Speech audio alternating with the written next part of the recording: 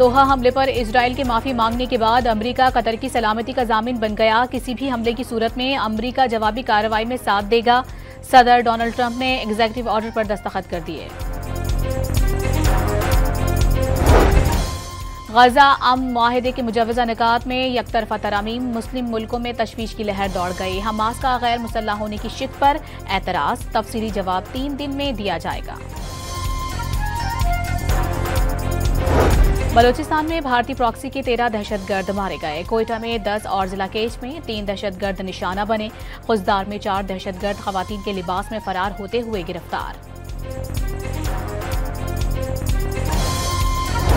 Peoples party और नून league में लफ्जी गोलाबारी पर काबू पाने की कोशिशें। स्पीकर चैम्बर में दोनों जमातों के रहनुमाओं की बैठक का मामला अफहाम तफहीम से निपटाने पर इत्तेफाक।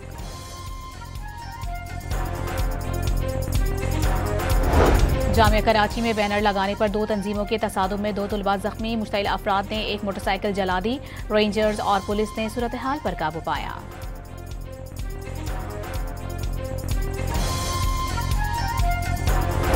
और यूनान में मजदूरों के औकात कार 13 घंटे करने पर मुजाहिरे फूट पड़े।